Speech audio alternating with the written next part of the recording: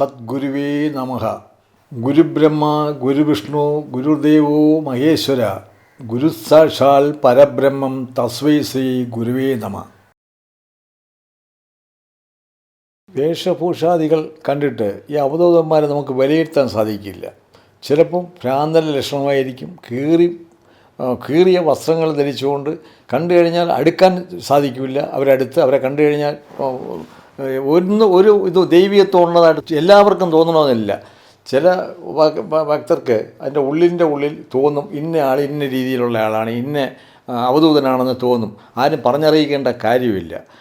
അതുപോലെ തന്നെ അവധൂത സ്റ്റേജിലുള്ളവർ നമുക്കാർക്കും വേറെ ഒന്നും തന്നെ അത് തരും. പലരും ചോദിക്കും അദ്ദേഹം എന്ത് തരും, പോയി കണ്ടാൽ എന്ത് തരുമെന്ന് ചോദിക്കാറുണ്ട്.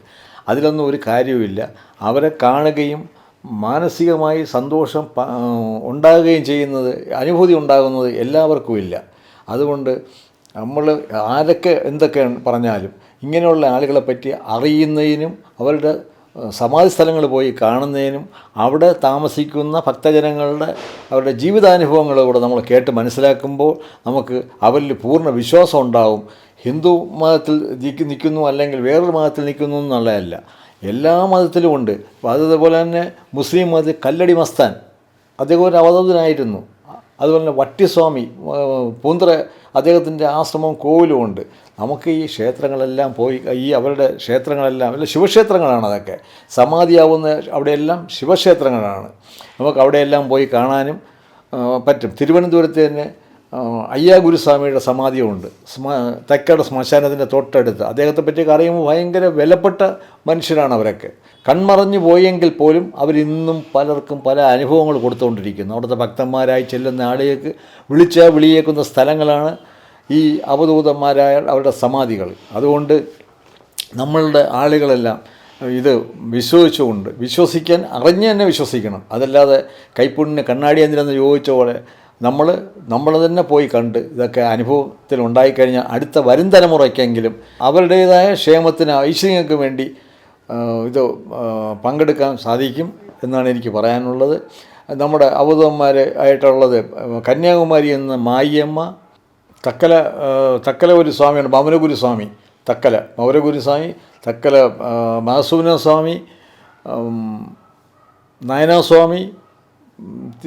കേരളത്തിൽ വരുമ്പോൾ പഴയ ഒരു പൂന്തറ ഒരു സ്വാമി ഉണ്ടായിരുന്നു, മക്കടിയിലപ്പ എന്ന് പറഞ്ഞൊരു അവധൂതനുണ്ടായിരുന്നു. അദ്ദേഹം ഇപ്പോഴും ഭീമപള്ളിക്കകത്ത് അദ്ദേഹത്തിൻ്റെ സമാധിയുണ്ട്. അവരെല്ലാം ജനങ്ങളുമായിട്ട് ബന്ധപ്പെട്ടുകൊണ്ടിരുന്ന ആൾക്കാരാണ്. അവരെല്ലാം കാണുകയും കേൾക്കുകയും ചെയ്ത ആളുകളൊക്കെ എത്രയോ മഹാന്മാരാണ്, ദിവ്യത്വമുള്ള ആളുകളാണ്. ആ തലമുറയിൽപ്പെടാതെ നമ്മളിപ്പോഴും അവരെ കാണുന്നു അറിയുന്നു എന്ന് തന്നെ ഏറ്റവും വലിയ നേട്ടമാണ്. അവധൂതന്മാരെ കുറിച്ച് കുറച്ച് കാര്യങ്ങൾ സംസാരിച്ചു. പക്ഷേ അങ്ങനെ വന്നപ്പോഴേ എനിക്ക് ഉള്ളിൽ തട്ടി വരുന്ന ഒരു കാര്യമാണ് ഷിർദി സായിബാബ അദ്ദേഹത്തെപ്പറ്റി.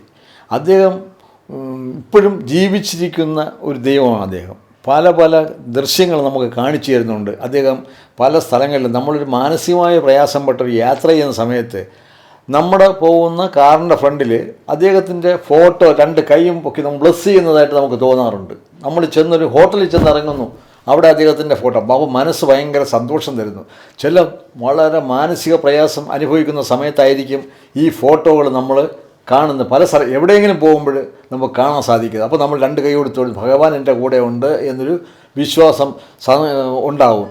അതേപോലെ തന്നെ സച്ചരിതം നമ്മൾ വായിക്കുന്നു, 9 ദിവസം വായിക്കുന്നു. സച്ചരിതം വായിക്കുമ്പോൾ പല അനുഭവങ്ങൾ പല ഭക്തന്മാർക്ക് ഉണ്ടാവാറുണ്ട്. എൻ്റെ വീട്ടിൽ എൻ്റെ ഭാര്യ സച്ചരിതം പാരായണം ചെയ്യുന്ന സമയത്ത് ഏതെങ്കിലും ടോപ്പിക് ഇങ്ങനെ വായിച്ചുകൊണ്ടിരിക്കുമ്പം ഒരു സ്വർണ്ണ നിറത്തിലുള്ള പാമ്പ്, ചെറിയ വിരലുള്ള പാമ്പ് നമ്മുടെ വീടിൻ്റെ ഫ്രണ്ടിൽ കൂടെ.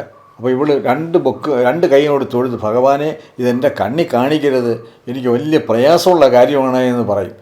കുറച്ച് കഴിയുമ്പോൾ ഇത് കാണാനില്ല, അത് എവിടെ പോയെന്ന് അറിയാനില്ല. ഭയങ്കര പേടിയാണ്. അതുകൊണ്ട് സജ്ജനത ആ ഭാഗം വരെ വായിക്കാതിരിക്കുന്ന ഒരു ഇതാണ്. കാരണം അത് ജീവിച്ചിരിക്കുക, അദ്ദേഹം വരുന്നുണ്ട്. ഇതുപോലെ തന്നെ ഒരു ദിവസം രാത്രി കുറച്ച് കാശ് ഞാൻ വെളിയിൽ വെച്ചിട്ട് ശമ്പളം വാങ്ങിച്ചിട്ട് പൈസ വെളിയിൽ വെച്ചിട്ട് കതവ് അടച്ച് അകത്ത് കയറി കിടക്കുന്നു. രാത്രി 1 മണി കഴിഞ്ഞപ്പം ഈ ഷിർദി സായിബാബയും പുട്ടപുറത്തിയുള്ള സായിബാബയായിട്ട് രണ്ടുപേരും കൂടെ, ഷിർദി സായിബാബ തലയിൽ പച്ച മുണ്ടെല്ലാം മൂടി ആണ് ഗേറ്റ് വന്ന് തട്ടുന്നു. ഉണർന്ന് ഞാൻ പറയാം ആരോ വിളിക്കണമല്ലോ, ഉണർന്ന് നോക്കിയപ്പം ഗേറ്റിൽ ചെന്നപ്പോൾ ഇവർ നിൽക്കുന്നു. കുറേ കഴിഞ്ഞ് ഇവരെ കാണാൻ അപ്രത്യക്ഷമായി. ഞാൻ പൈസ കണ്ടു ഇരിക്കുന്നതായിട്ട്, ഗ്രില്ലിനടുത്താണ്, അല്ലെങ്കിൽ ആരെങ്കിലും വന്ന് എടുത്തുകൊണ്ട് പോയായിരിക്കും. പക്ഷേ അങ്ങനെ അദ്ദേഹം അതുപോലെ തന്നെ നമുക്ക് മാനസികമായിട്ട് എന്ത് പ്രയാസം ഉണ്ടാകുന്നോ ആ സമയങ്ങളിൽ ഇദ്ദേഹം നമുക്ക് ഭയങ്കര സമാധാനം തരുന്ന ഒരു ഇതാണ്. അദ്ദേഹത്തിൻ്റെ ഫോട്ടോ കണ്ടാലും ഇപ്പം ഏത് കാര്യത്തിലും നമുക്ക് വളരെയധികം അനുഭൂതി ഉണ്ടായിക്കൊണ്ടിരിക്കുന്ന, ഇപ്പോഴും ജീവിച്ചിരിക്കുന്ന ദൈവമാണ് അദ്ദേഹം, സംശയമൊന്നുമില്ല.